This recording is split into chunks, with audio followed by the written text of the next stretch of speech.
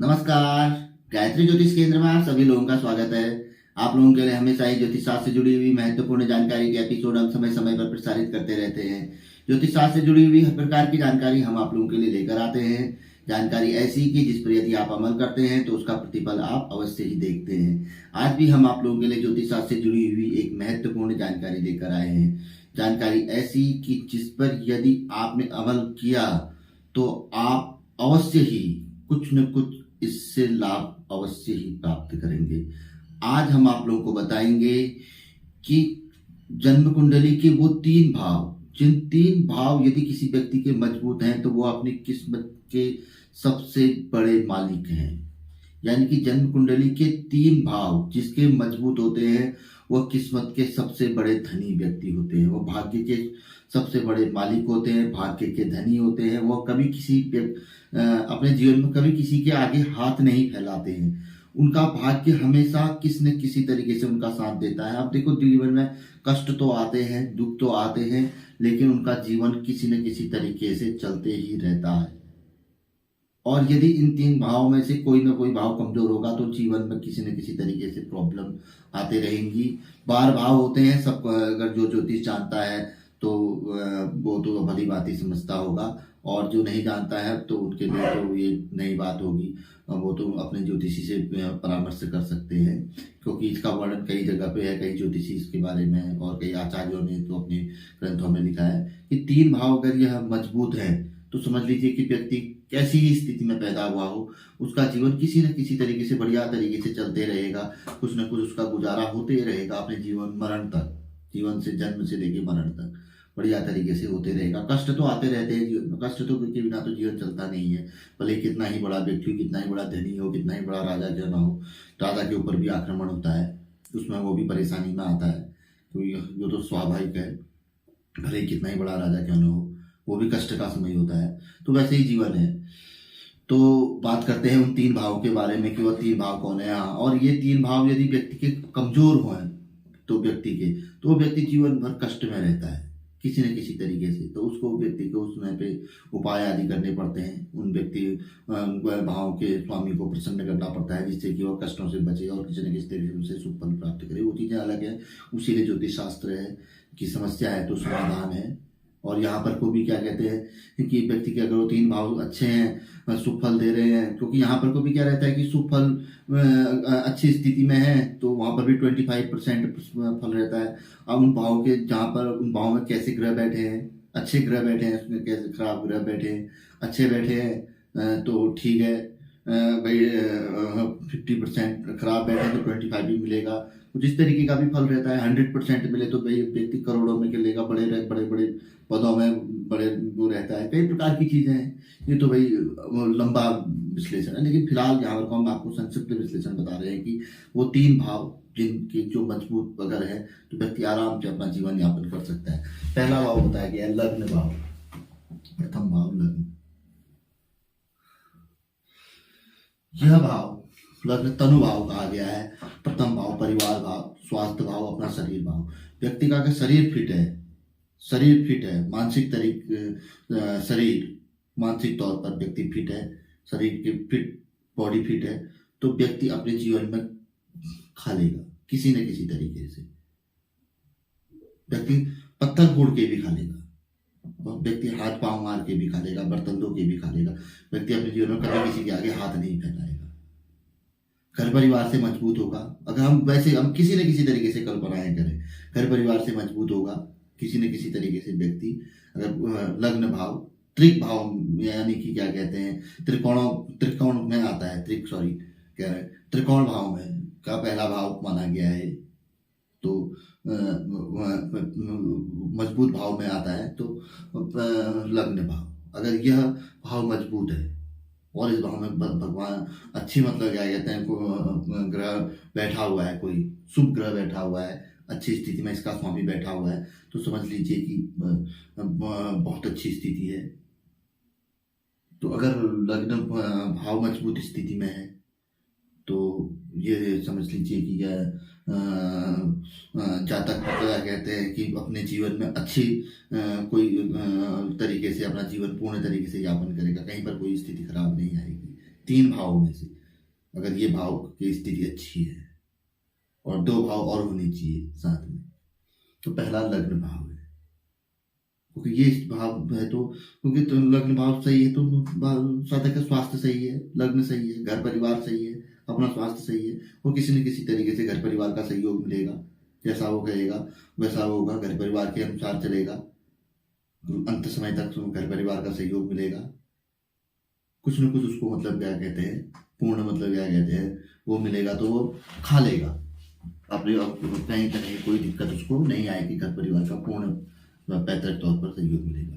दूसरा भाव बताया गया है पंचम भाव, विद्या बुद्धि भाव। यदि जातक की विद्या अच्छी है, अच्छी एजुकेशन रही है और बुद्धि अच्छी है, बुद्धि बहुत महत्वपूर्ण बुद्धि है। बुद्धि हमें बताती कि गलत करना है, सही करना है, गर्म है, ठंडा है, हमें गर्म लेना है, ठंडा लेना है, सही करना है, गलत करना है, सही रास्ते चलना है, गलत रास्ते चलना है। तो ये चीजें बुद्धि बताती है हमें। और विद्या हमें मतलब कहते हैं, अगर हमने अच्छी विद्या ली है तो हमें सही ज्ञान देगी, उससे हमें बुद्धि का विकास होगा। तो अगर पंचम भाव बुद्धि अगर अच्छी है तो हम खा लेंगे, हम अपनी जगह पे बैठे बैठे भी खा सकते हैं। बुद्धि हमें मतलब क्या कहते हैं, बैठे बैठे भी खिला सकती है। कुछ न कुछ हमें मतलब क्या कहते हैं, ऐसी चीजें हमें मतलब कुछ ऐसी चीजें हमें दे जाएगी कि मतलब क्या कहते हैं कि हम कुछ कर जाएंगे। तो पंचम भाव को भी बहुत महत्वपूर्ण माना गया है। त्रिकोण का है वो भाव, मतलब क्या कहते हैं कि पंचम भाव अगर लग्नेश के साथ साथ लग्न भाव मजबूत है, पंचम भाव त्रिकोण का भाव मजबूत है, विद्या बुद्धि साधु संतान प्रेम भाव, फैलाव भाव, फैलने वाला भाव, लोगों के संपर्क को बढ़ाने वाला भाव भी कहा गया है। अगर पंचम भाव का अर्थ होता है कि मैं क्या कहते हैं, एक जनसंपर्क भाव, संपर्क भाव मतलब क्या कहते हैं, टेलीकॉम भाव मतलब क्या कहते हैं, लोगों तक पहुंचाने वाला भाव, एक जगह से मतलब किरणें जो फैलती हैं कि जनसंपर्क भाव, 1 से 10, 10 से 20, 20 से 50, 50 से 100, 100 से 200, 500, 1000, इस तरीके का मतलब क्या कहते हैं संपर्क भाव, वो भाव भी पंचम भाव है। तो बुद्धि वाला भाव, तो ऐसा भाव भी वो कहा गया है। तो यहाँ पर से बैठे बैठे व्यक्ति पैसा भी कमा सकता है, तो ये भाव भी पंचम भाव कहा गया है। तो ये भाव अगर मजबूत होगा तो व्यक्ति कुछ न कुछ यहाँ पर से बैठे बैठे भी वो कर सकता है, या कुछ न कुछ ऐसी चीजें करेगा कि मतलब क्या कहते हैं अपने जीवन में आगे जा सकता है, कुछ नाम कर सकता है, कुछ न कुछ मतलब क्या कहते हैं वो करेगा। पंचम भाव अगर त्रिकोण में वो होगा तो। अगला भाव कहा गया है भाग्य भाव। कुछ नहीं हो, आदमी कमजोर भी हो तो भाग्य भाव,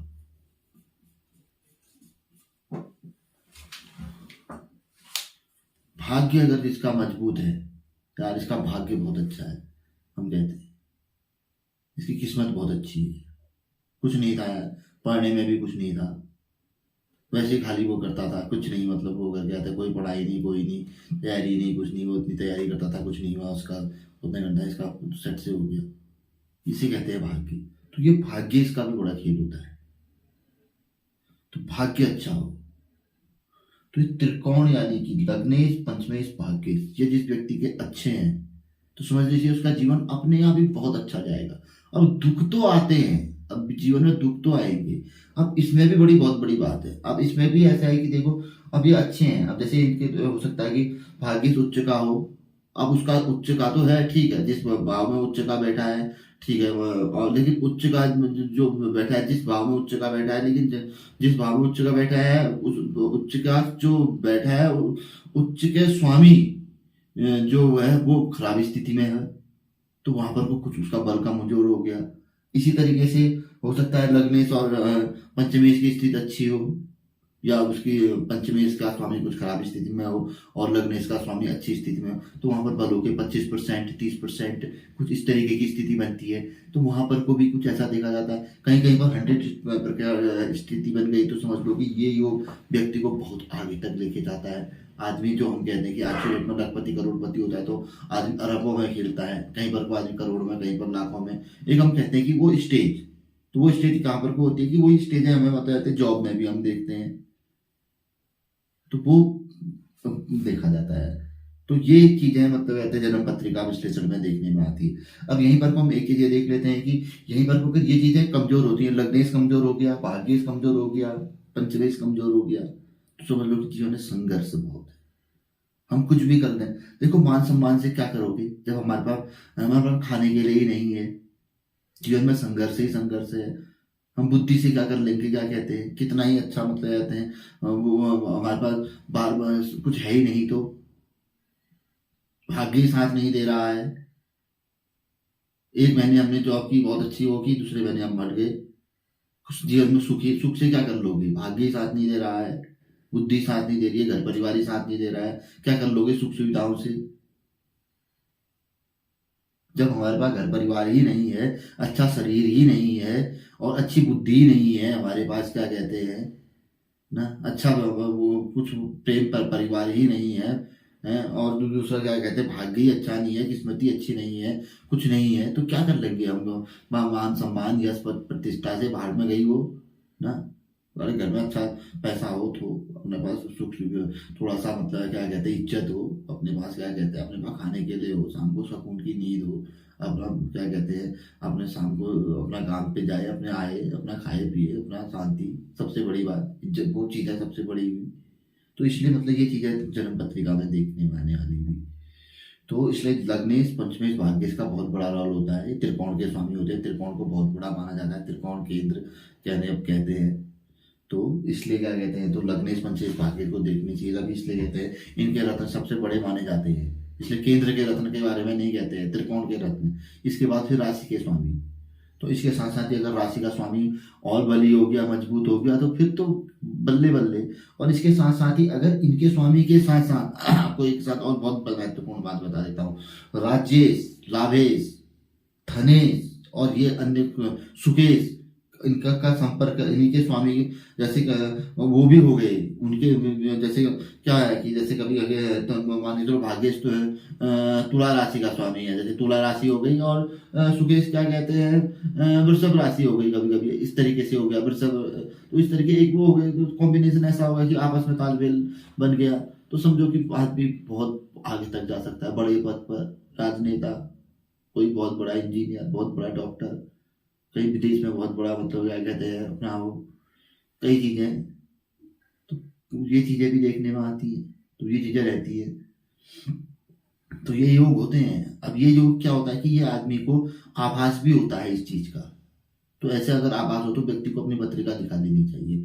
कभी कभी ये आभास अपने आप भी होता है कि यार मैं ऐसा हो सकता है मेरे साथ, कि यार मैं मतलब क्या कहते हैं कर हो सकता है कि मैं मतलब क्या कहते हैं जैसे मैं इतना बड़ा डॉक्टर बन सकता हूँ, या मैं बाहर जा सकता हूँ, विदेश जा सकता हूँ, या मैं अपने जीवन में इतना बड़ा इंजीनियर बन सकता हूँ, या मतलब क्या कहते हैं मैं ये चीज़ें कर सकता हूँ, या मैं इतना बड़ा मतलब कंस्ट्रक्टर मैं मतलब कि वो कर सकता हूँ, या मैं इतना बड़ा व्यापारी आदि बन सकता हूँ, या इतना बड़ा मैं राजनेता बन सकता हूँ। तो ये अगर मन में कोई चीज़ें वो है तो उसके लिए अपनी पत्रिका आदि दिखा देनी चाहिए, वो चीज़ें कर लेनी चाहिए।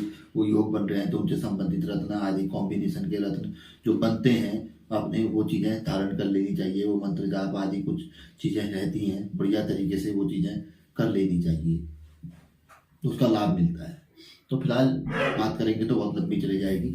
तो जानकारी कैसी लगी जरूर हमें बताइएगा। अगर कोई इससे संबंधित कोई चीज़ें पूछनी हो तो नीचे पे नंबर दिए रहते हैं, आप हमसे संपर्क कर सकते हैं।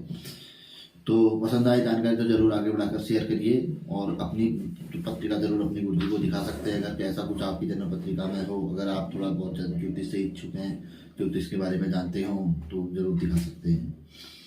तो नए लोगों से नए लोगों से हमेशा आग्रह रहता है कि अगर पहली बार जानकारी आप हमारी देख रहे हैं, पसंद आए तो ज़रूर आगे बढ़ाकर शेयर भी आप लोग कर सकते हैं, और चैनल को सब्सक्राइब भी कर सकते हैं। बेल आइकन अवश्य दबाइए, बेल आइकन दबाएंगे तो जब भी जानकारी प्रसारित होगी तो ज़रूर आप लोगों तक अवश्य ही पहुंचेगी, और इसके आप आनंद भी ले सकते हैं, क्योंकि बेल आइकन दबाते ही सर्वप्रथम जो है पहुंच जाती है। क्योंकि सब्सक्राइब के बाद हो सकता है कि पहुंचे ना पहुंचे, तो बेल आइकन एक ऐसी चीज़ है कि तुरंत ही जानकारी आपको तक पहुंचा देती है।